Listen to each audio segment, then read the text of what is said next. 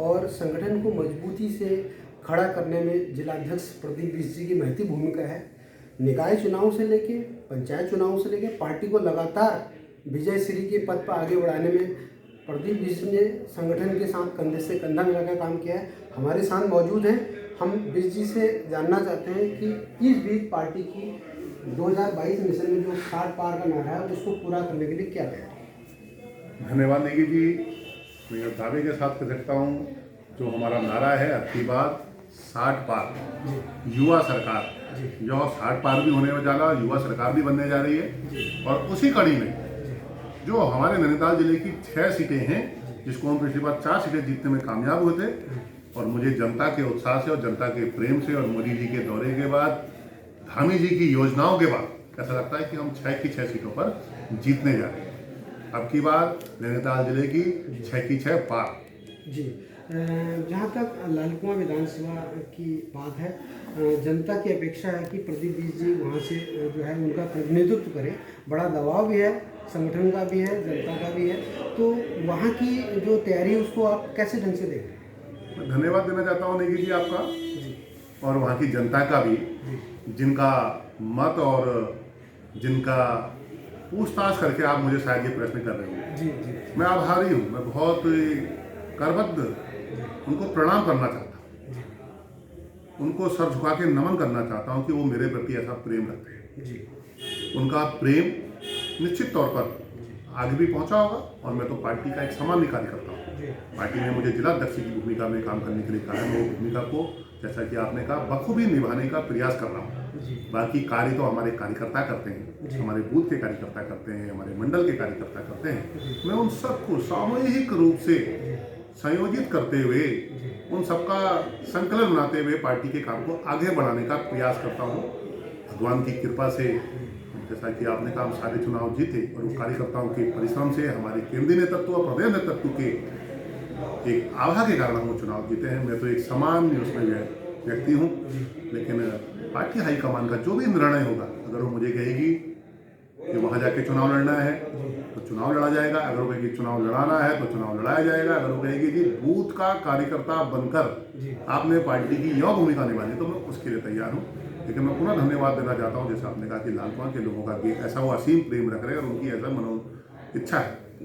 मैं उनकी इच्छाओं के लिए, उनके प्रेम के लिए मैं पुनः धन्यवाद और आभार व्यक्त करता हूँ। अगर बात की जाए जहाँ संगठन निर्णय लेता है, वहीं अभी पार्टी में वहाँ पर कई दावेदार उभरे हुए हैं, और जिनमें से जो दल में थे वो भी तैयारी कर रहे हैं, जो दल से बाहर निकाले गए थे वो भी तैयारी कर रहे हैं।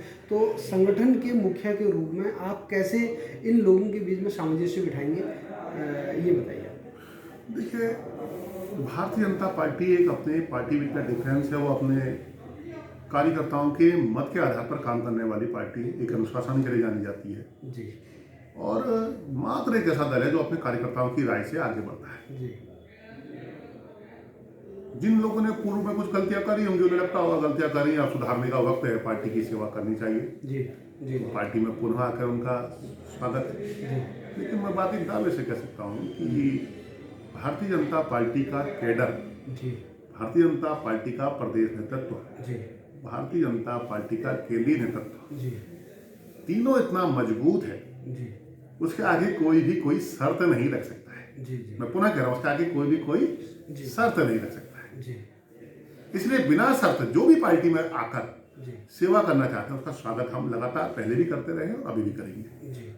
लेकिन अगर यदि कोई ये कहता है कि मैं किसी शर्त पर भारतीय जनता पार्टी में जाऊंगा, तो भारतीय जनता पार्टी अपने कार्यकर्ताओं के आधार पर चुनाव लड़ती है। आप भी इस बात को समझते हैं, यदि कोई भारतीय जनता पार्टी में आकर चुनाव लड़ना चाह रहा, तो उनके कार्यकर्ताओं के और नेतृत्व के कारण चाह रहा है कि उनका लाभ उन्हें मिले। लेकिन उससे पहले पार्टी को भी उसको अपने कर्तृत्व का लाभ देना चाहिए। बात की जाए, एक हल्द्वानी सीट जो कांग्रेस जीती थी 2017 में, और एक भीमताल सीट जो निर्दलीय जीती थी, 4 सीटें भाजपा जीती। लेकिन हम बात कर रहे हैं भी भीमताल सीट की। जहाँ पर आपकी पार्टी में स्पष्ट रूप से दो फाड़ दिख रहे हैं, एक जो पार्टी में आए हैं विधायक और दूसरा जो पार्टी में जो अभी अपनी दावेदारी कर रहे हैं उनके बीच।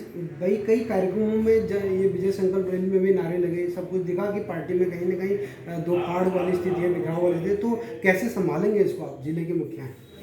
देखिए, पार्टी में कहीं भी कोई बिखराव की तनाव की स्थिति नहीं है जी। जब भी कोई व्यक्ति किसी दल में शामिल होता है और वो किसी दूसरे दल से या कहीं अन्य स्थान से आता है तो पहले दिन से ही उसका सब लोगों से बेहतर तालमेल है। जी। लेकिन धीरे धीरे अब वहाँ के विधायक भारतीय जनता पार्टी में शामिल होंगे तो भारतीय जनता पार्टी के विधायक हो गए। जी।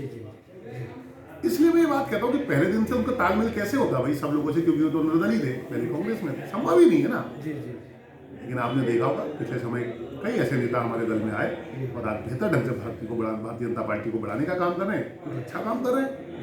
तो मेरे दादी के साथ तो कहीं तनाव नहीं है। हाँ भाई स्वाभाविक है भाई, कोई व्यक्ति अगर नया आता है तो एकदम उसकी उतनी आत्मीयता सबके साथ नहीं हो सकती जितनी होनी चाहिए, लेकिन धीरे धीरे सब आत्मीयता भी बनती है। जब हम साथ साथ बैठते हैं, साथ योजना बनाते हैं, धीरे धीरे आत्मीयता भी बढ़ने लगती है। नारे भी लगे थे, मोदी से बैर नहीं, निर्दलीय की खैर नहीं, कैसे कैसे कैसे समझे? देखो, निर्दलीय की खैर नहीं कहा ना उन्होंने जी।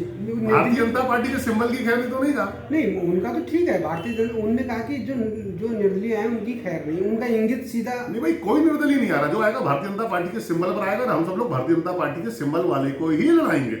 कोई निर्दलीय को लड़ाने के लिए बढ़िया बात करे कि मोदी जी से कोई बैर नहीं और निर्दलीय की खैर नहीं। यानी इस बार कोई निर्दलीय नहीं जीतेगा, इस बार भारतीय जनता पार्टी का प्रत्याशी जीतेगा। तो बहुत अच्छा नारा लगा भाई, मोदी जी से कोई बैर नहीं और निर्दलीय की खैर नहीं। यानी निर्दलीय जो पिछली बार एक निर्दलीय जीत गया था, जो भारतीय जनता पार्टी के कार्यकर्ता